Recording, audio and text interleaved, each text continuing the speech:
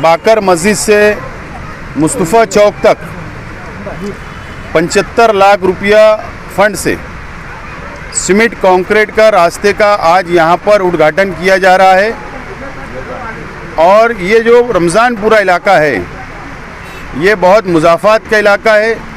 यहाँ पर रोड की सहूलत कई बरसों से नहीं थी और बहुत सारे इलाके अभी काम करना बाकी है। लेकिन आवाम को, रमज़ानपुरे की आवाम को मालेगांव शहर से किस तरीके से हम लोग उनको टच कर सकते हैं, किस तरीके से उनको जोड़ सकते हैं, क्योंकि मालेगांव शहर के जो रमज़ानपुरा इलाका है ये शहर का सबसे मुज़ाफ़ात का इलाका है। यहाँ पर हॉस्पिटल में जाने के लिए, यहाँ पर मैयत ले जाने के लिए, पानी ले जाने के लिए और रोज़ाना आवाम को शहर जाकर आने के लिए बहुत ज़्यादा दुश्वारी हुआ करती थी। जबकि ये असम्बली हल्का, ये हमारा अपना हल्का असम्बली का नहीं है, उसके बावजूद भी एक इंसानियत, हमारे शहर के लोग यहाँ पर रहने के लिए आए और इनको सहूलत देना हमारा अपना फ़र्ज़ है। इसको सामने रखते हुए जो 15 करोड़ रुपया सरकार से हमने लाया था उसमें ये काम भी मंजूर था और आज उसका इफ्तिदा अमल में आ रहा है। और इसी के साथ साथ अभी आने वाले दिनों के अंदर कई काम के अभी इफ्तिदा बाकी है और धीरे धीरे 15 करोड़ का काम को हम लोग मुकम्मल करेंगे।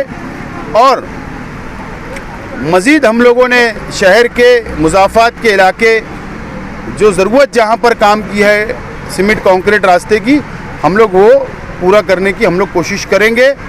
और शेख रशीद साहब की क़यादत में हमारी हमेशा पॉलिसी रही है कि विकास के नाम पर, डेवलप के नाम पर आवाम के बीच में जाना, और आज भी हम उसके ऊपर कायम हैं और विकास और डेवलप के नाम पर हम आवाम के तक पहुँचेंगे। शहर में देखा जा रहा है काफ़ी बड़ी तादाद में आप लोग शेख रशीद साहब की क़यादत में काम कर रहे हैं। हर दिन आप कहीं ना कहीं कोई ना कोई रोड का इफ्तिताह करके नज़र आ रहे हैं, लेकिन तो शहर के एमएलए की कोई जिम्मेदारी नहीं है, आप इस पर कोई विशेष टिप्पणी करना चाहें? मालेगांव शहर के एमएलए साहब और शहर की आवाम, हम अपोजिशन के लोग हैं, हम उनसे अगर सवाल करेंगे तो हमको अलग नज़र से देखा जाएगा।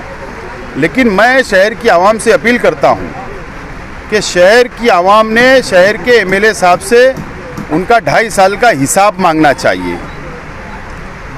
2.5 साल से उन्होंने हिसाब नहीं दिया, हिसाब देना चाहिए और आवाम ने हिसाब मांगना चाहिए। जिस दिन ये शहर की आवाम हिसाब मांगना शुरू कर देगी, मैं समझता हूँ शहर के अंदर डेवलपमेंट का काम ज़्यादा बढ़ जाएगा। और तमाम ही जिम्मेदारान, मेरी माँ बहनों से असल में मैं आज दोबारा यहाँ पर आप लोगों से मिलने के लिए आया हूँ। जब 2 दिन पहले मैं यहाँ पर आया था तो आप लोग और इस इलाके के नौजवान बुजुर्गों ने, आप लोगों ने डिमांड की थी कि रास्ता आधा ही बन रहा है और बस्ती यहाँ है, तो हम लोगों को सहूलत होना, आपने ऐसा कहा था आप लोगों को। तो 2 दिन में शेख रशीद साहब से मेरी बातचीत हुई और उसके बाद हम लोगों ने फैसला किया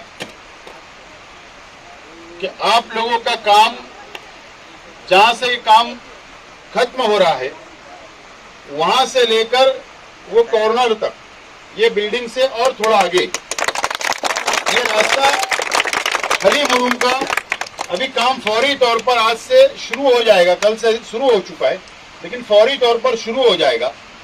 और साथ साथ में सीमेंट कंक्रीट रास्ता उसके बाद फौरी तौर पर वो जैसी खत्म होगा दूसरे तीसरे दिन वापस हम लोग उद्घाटन करा के वो रास्ते को वहां तक कंप्लीट करेंगे। इस बात का मैं ऐलान करने के लिए आया हूं। और साथ साथ में करीम भाई चापत्ती वाला और यहाँ के इलाके की सब बुजुर्गों, नौजवान ये कह रहे हैं कि यहाँ से एक रास्ता बस्ती में जा रहा है, तो मैं चाह रहा हूं कि ये जो रास्ता जा रहा है तो ये रास्ते का आप हमको लेआउट बताओ।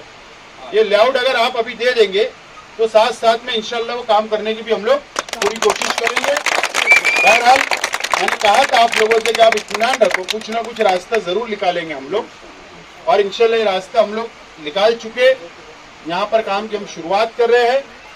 और साथ साथ में तमाम ही इस इलाके की आवाम से मैं अपील करता हूं कि रास्ता कंक्रीट बन रहा है, सीमेंट का बन रहा है, इसको कम से कम मजबूत करने के लिए काम होने के बाद 21 दिन कम से कम ये रास्ते का वापर ना हो, उसके ऊपर ट्रक ना जाए, गाड़ी ना जाए, रिक्शा ना जाए, ये इस बात का ख्याल रखे, नहीं तो रास्ता खराब हो जाएगा, टूट जाएगा।